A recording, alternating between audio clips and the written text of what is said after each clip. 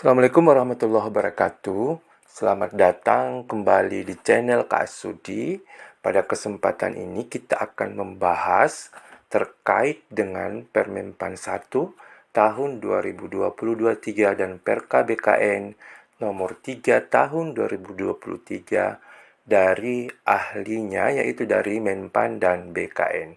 Mari kita simak sama-sama ya. Terima kasih, jangan lupa like dan subscribe channel ini.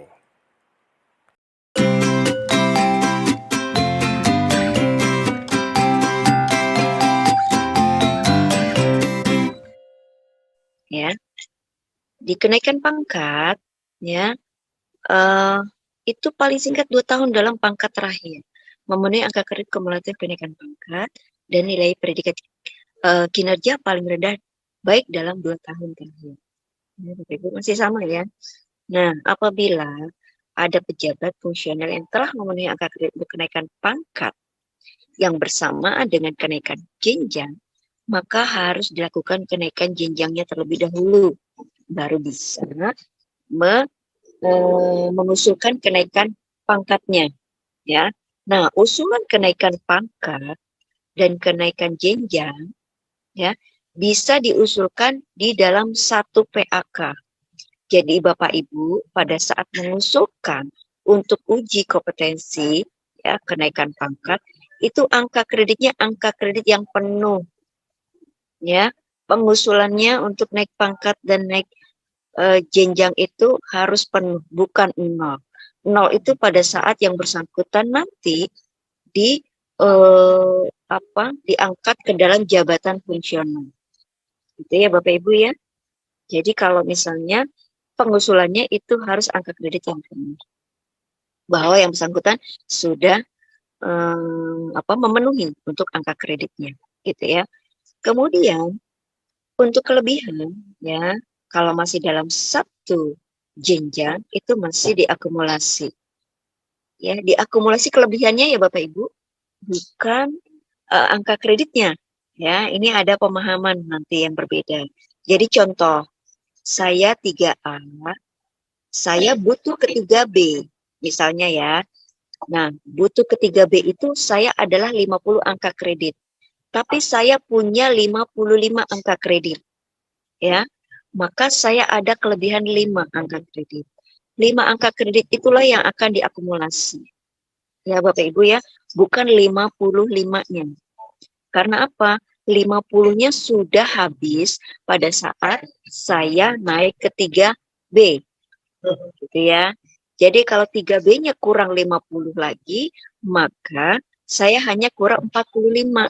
Karena 5 angka kredit dari 3 itu saya bisa diakumulasi. Seperti itu ya Bapak Ibu ya. Oke, baik.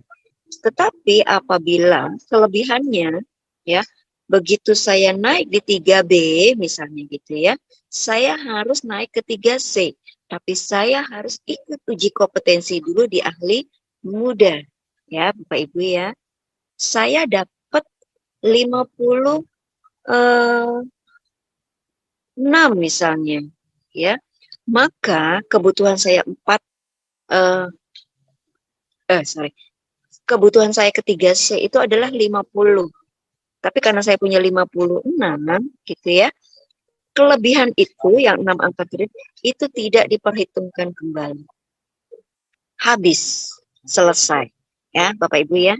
Jadi dalam hal ini kalau dulu kita main banyak-banyakan angka kredit gitu ya. Tapi sekarang sesuai saja dengan kebutuhan. Gitu ya Bapak Ibu ya. Jadi kalau kelebihan angka kreditnya untuk naik pangkat tetapi juga melebihi jenjangnya atau di atasnya, maka angka kreditnya tidak diperhitungkan. Oke, baik kita lanjut. Mohon izin saya masih lama atau Ya, masih lanjut silakan ya? Ibu Ika. Ya, Masih lanjut? silakan dimaksimalkan Ibu supaya puas nih audiensnya nih. Baik, baik. Baik, silakan. Oke. Nah, tadi Bapak Ibu untuk naik pangkat yang bersamaan dengan jenjang, ya aturannya adalah naik jenjang dulu seperti itu ya. Tetapi ada pengecualian, untuk mereka yang memang tidak tersedia formasinya atau formasinya penuh, Bapak Ibu ya, formasinya penuh ya. Tetapi yang bersangkutan harus memenuhi dulu syaratnya.